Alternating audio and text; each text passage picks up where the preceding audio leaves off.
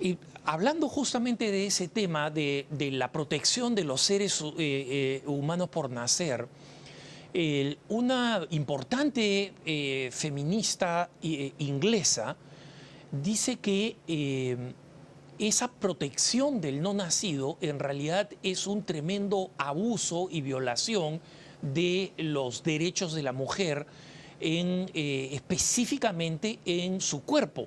Y te pongo el argumento que ella menciona. Dice, si el feto es una persona, esto lo dice Sally Rooney, que lo publicó en el London Review of Books, que como sabes es muy influyente. Desde luego que ¿no? sí. Dice, si el feto es una persona, estaríamos dándole a esa persona, o sea, a ese no nacido, derechos que son inimaginables para otros ciudadanos de cualquier tipo.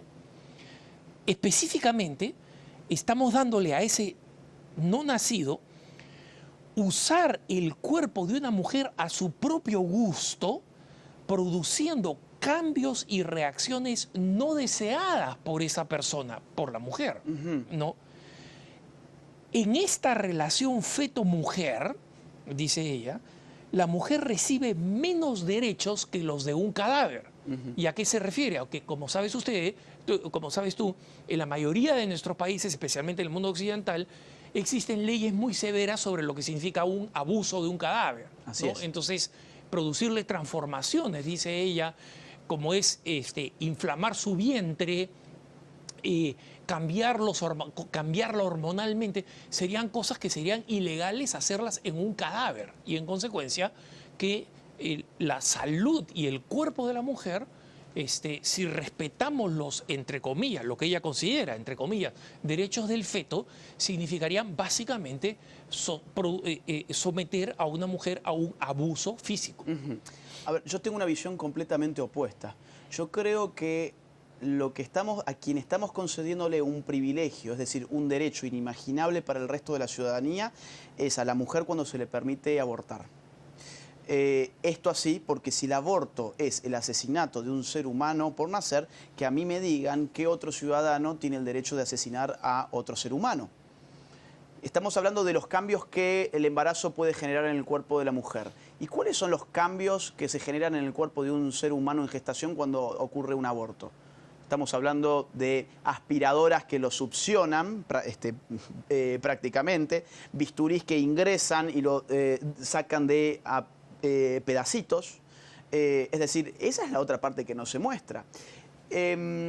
Acá la cuestión es la siguiente.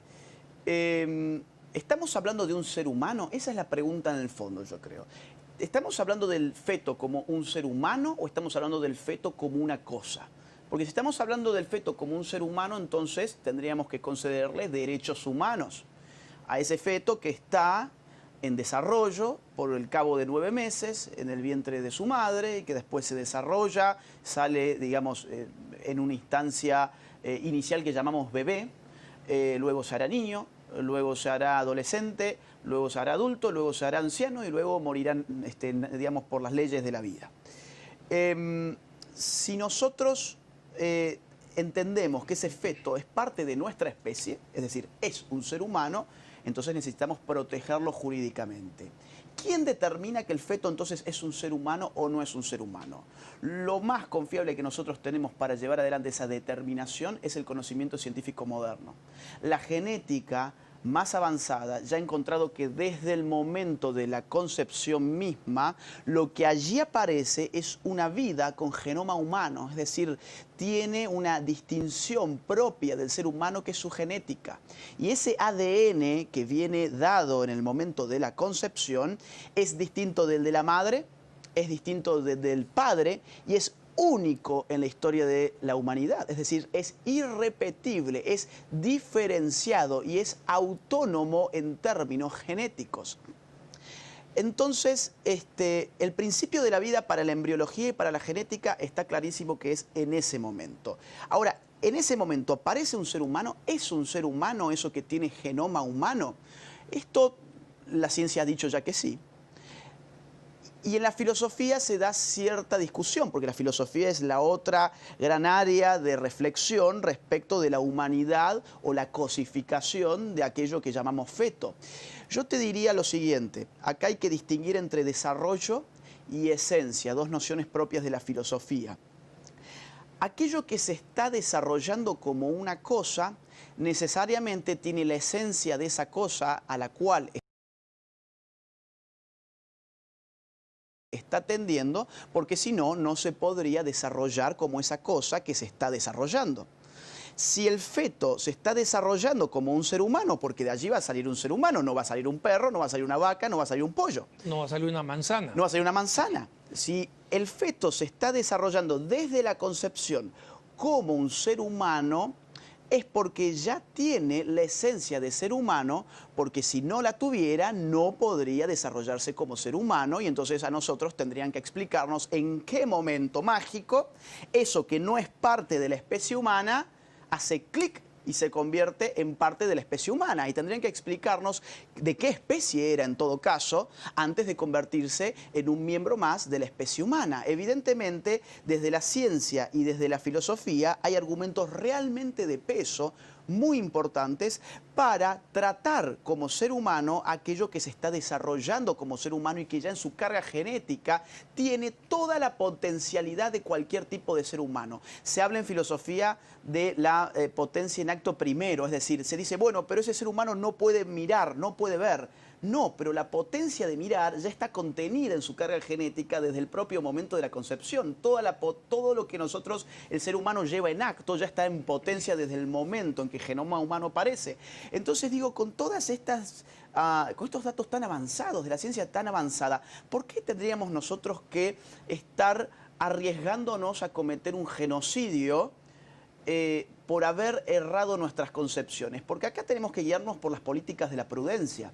Vamos a suponer que no tenemos la certeza de que el feto sea efectivamente un ser humano. Vamos a suponer que no tenemos la certeza 100% absoluta. Entonces Perdón, déjame interrumpirte ahí Sí. para que en esta explicación que vas a darnos, respondas a un poco a lo que Sally Rooney te diría, Ok, ¿no? a ver, sí. En esta situación, que es, ok, supongamos que efectivamente ese feto es un ser humano en desarrollo, Sí. ¿no? Ese ser humano en desarrollo se encuentra en un estado bastante más primitivo en términos de desarrollo Sí. respecto de la mujer que lo contiene. Ok. Entonces, ¿por qué este ser humano todavía en desarrollo, o sea, en un estado incompleto, si quieres, como le dirían ellos, va a tener el derecho de modificar mi cuerpo de una manera que va a significar que yo no pueda trabajar, que yo no pueda sentirme bien, que se altere mi salud por lo que significa el embarazo, que esto dure un tiempo relativamente extendido como son 9 meses, si yo no quiero? Bueno, yo te diría que si ese criterio es el que se usa, ese criterio podría ser aplicado, por ejemplo, para asesinar a bebés, a niños, a ancianos, a enfermos, a discapacitados, porque vamos al caso. ¿Qué genera más dependencia en la mujer? ¿En su cuerpo, en su trabajo, en sus horas de sueño? ¿Un embarazo, es decir, mientras el niño está dentro del vientre materno? ¿O cuando ese bebé está recién nacido? Porque no vamos a pensar que un bebé recién nacido es un ser independiente, autónomo, que se basta a sí mismo y completamente, digamos, es un ser humano que ni siquiera puede hablar. Llora simplemente y uno lo tiene que limpiar, lo tiene que cambiar, lo tiene que curar, lo tiene que alimentar haciendo uso del cuerpo de la madre. Entonces digo, si el criterio es yo no puedo estar sometido en mi individualidad frente a la existencia de un ser que yo pretendo inferior a mí, el bebé, ¿por qué no podría ser inferior respecto de vos en la medida en que necesita de vos para vivir, tanto dentro del vientre materno como fuera del vientre materno? Entonces, ¿por qué no empezamos a legislar también para poder asesinar a los niños que tengan 1 año, 2 años? ¿Qué pasa con los discapacitados que también necesitan de la ayuda de un otro para poder continuar con sus vidas? Una persona hemipléjica, vamos a suponer. ¿Qué hacemos? ¿La matamos para que no afecte mi integridad corporal? Porque yo con mi cuerpo tengo que trabajar para darle de comer a ese hijo mío que es hemipléjico, por ejemplo. Ese es un criterio muy inhumano. El criterio de si yo puedo matar a aquel que es inferior a mí, es un criterio, digamos, que nos remonta a los genocidios más espantosos de la historia humana. Y el del aborto es uno de los genocidios más espantosos de la historia humana. Entonces yo la respuesta que tendría en este caso sería esa. Llevemos tu criterio en términos prácticos a todas las instancias donde ese criterio se puede aplicar. Y vas a ver que no solamente puede legitimar el asesinato del ser humano dentro del vientre de su madre, sino también fuera del vientre de su madre, toda vez que yo considere ciertos seres humanos como inferiores. Buen punto. Mira, en esta misma línea, siguiendo un poco con este argumento, Sí. una feminista muy enojada con las leyes restrictivas que algunos estados han dado en el aborto escribía en uno de los principales diarios liberales diciendo, los pro vida no entienden esto. El aborto es una suma cero. No puedes prohibir el aborto sin poner en riesgo la salud de la mujer embarazada y no puedes proteger los derechos reproductivos de la mujer sin aceptar que la vida fetal debe terminar. Qué drástico. No, eso es una falacia total y completa. Este país evidencia que eso es una falacia total y completa. Hemos visto recién, por ejemplo, que desde el año 87 hasta hoy la mortalidad materna ha venido aumentando a pesar de que los abortos han venido también aumentando y que el aborto es legal en los Estados Unidos. Entonces, no es un juego de suma cero. De hecho, el aborto muchas veces puede agravar la mortalidad materna. Por otra parte, demos vuelta a la moneda. Existen muchos casos en los cuales la mortalidad materna ha bajado sustancialmente sin tener que legalizar el aborto y sin hacer del aborto una práctica casi celebratoria, como de hecho esta gente lo pone de manifiesto, tal como vos lo has enunciado recién, ¿no? Es decir, tenemos que acabar con los fetos para que nosotros las mujeres podamos vivir. Ese juego de suma cero no es cierto. En Chile, por ejemplo, en el año 2008, ese país sudamericano se constituyó en el segundo país de toda América con menor tasa de mortalidad materna, muy por debajo de la tasa de mortalidad materna de los Estados Unidos. Y ese país no tenía el aborto legalizado. Pero ¿qué hizo? Entendió que la mortalidad materna tiene ciertas causales que son propias de la salud pública, a las cuales se puede atacar desde las políticas públicas de salud. Y entonces operó de esa forma el Estado y redujo la mortalidad materna hasta un mínimo impactante sin legalizar el aborto. En Uruguay, por ejemplo, la baja de la tasa de mortalidad materna más importante que se ha registrado ha sido entre el año 2001 y entre el año 2011. El aborto se legalizó en ese país en octubre del año 2012. Al año siguiente, la tasa de mortalidad materna ya había descendido casi una década atrás y sin, digamos, tener que recurrir al aborto como política pública. Vámonos un poquito para Europa, si no, Polonia. En Polonia, por ejemplo, donde el aborto está muy restringido, estamos hablando de una sociedad bastante conservadora, la tasa de mortalidad materna es de 3 mujeres por cada 100.000 partos. Acá en Estados Unidos, con aborto legal, vos me habías dicho 8.8. Sí, así es. Estamos hablando casi 3 veces más. Así es.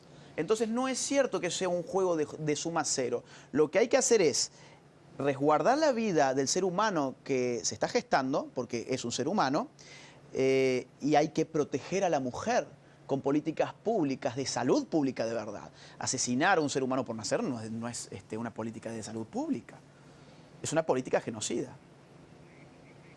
Mira,